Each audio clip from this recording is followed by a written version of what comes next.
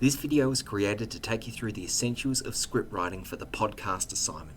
We're going to talk about the key skills you need to show and how you'll be assessed on them. As a quick summary, you're being assessed in two different areas for your podcast script: using evidence and communicating for purpose. And there's two sub-skills in this, which include integrating evidence, making connections, communicating accurate modality, and the consistency of your voicing. In order to show you the difference, I'm going to take some extracts from the A-level and the C-level exemplars that I've made available on DayMap. I'm going to take out a couple of bits so that I can show you what these skills look like when they're done well. Let's start with this idea of using evidence.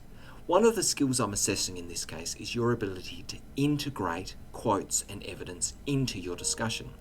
This is a really important thing that we often do in English as well as other subjects right up into Year 12. When we integrate a quote, what that means is that we work the quote into our sentence so that it reads fluidly. We don't stop or introduce the quote. Let's look at this first example. The A level reads, "The first was said to be before 9 p.m. and Stephanie was less certain of its source and location, suggesting that we have possums in our area and sometimes they screech." Now, if you were just listening to that, you wouldn't actually be able to tell where the quote began and ended, and that's because it was just integrated fluently into the sentence. What we would often see in a student who does this less effectively is they might use a quote but not integrate it. So they might say, "Stephanie was less certain because there's possums in her area," and then they might put a comma, "We have possums in our area and sometimes they screech."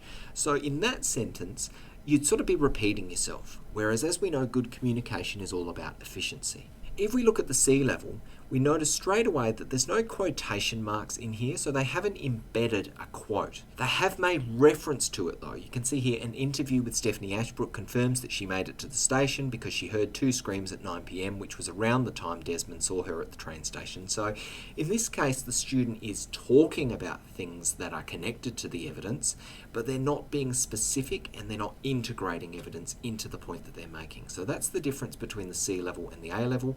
Both of them use evidence, but the A is really specific. This is that same text that we just looked at, and in this case we've used colours just to show where that evidence is, and down the bottom the key thing to take away is that integrated evidence means working direct quotes into your sentence. If we match up the colours from the previous slide, we can see where we would recognise that skill based on the C and the A sample. There's another part to assessing your use of evidence, and that's all about how you use evidence to connect logical conclusions. So it's one thing to have evidence, and it's one thing to sort of include it and include quotes. That's all great. But if your evidence doesn't actually make any sense, or if it doesn't support what you're trying to say, or if it feels like a big jump in logic, then you're not using it effectively. So looking at these two samples, the A reads, "While I trust Desmond's statement, because he didn't know Michelle, there's no way of knowing whether this was definitely her. It's plausible that someone matching her description, tall, brown hair, pink jumper, was standing at the phone booths." So what we can see in this case is a logical unpacking of a limitation to this source. This person's essentially saying, look, while someone seems to have seen her, we don't know if it was her or not. So for that reason, we can't be certain. And that makes sense, because if you're discussing that evidence, you've logically unpacked a limitation. If we look at the C level, it reads, "Stephanie heard two screams and she thought that one of the screams was closer than the station, which means Michelle must have left the station and moved further away into the suburbs." In this case, there's been a bit of a jump in logic.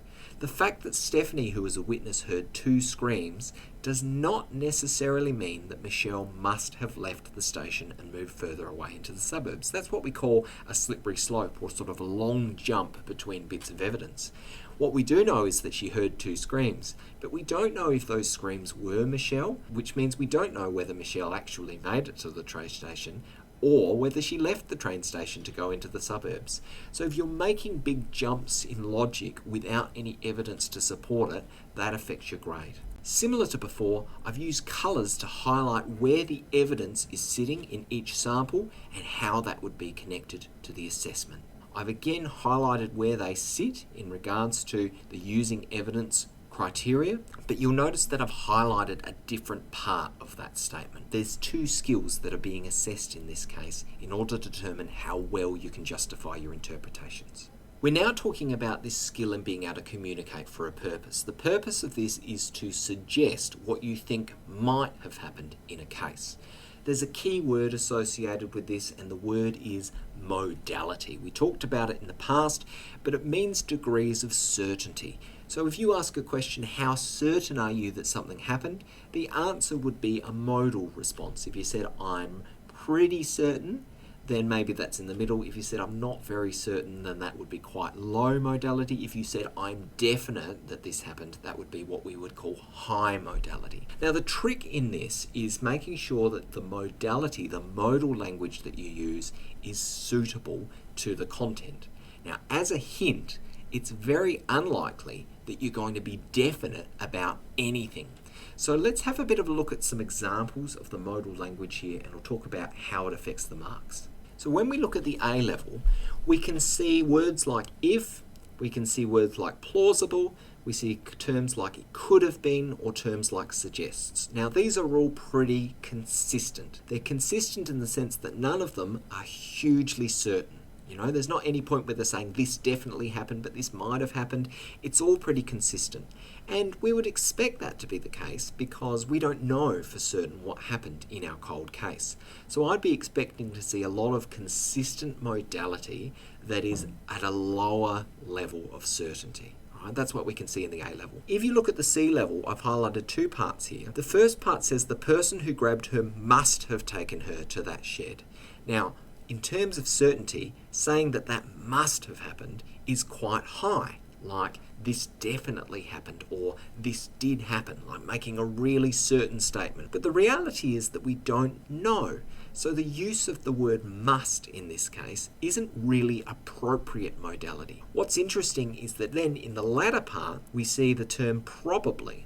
So saying something must happen and being really certain about it, but then going on and saying something else probably happened is inconsistent modality because you're certain in some areas but not in other areas. So what we can see between the two examples here is that we expect modality to be accurate and appropriate, but also consistent in the way that it's used. If we look at the marking in regards to this skill, we can see that I've highlighted for the A the use of accurate modality that outlines things that are certain, plausible, and speculative, while at the C level, I've said that the modality shows some inconsistency. And you can also see the word just below, inaccurately presented.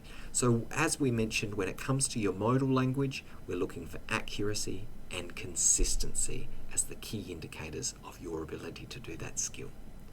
Hopefully this video has given you some important things that you can look at in regards to your own work, and it's given you a better understanding of the skills that are being assessed and what we want to see.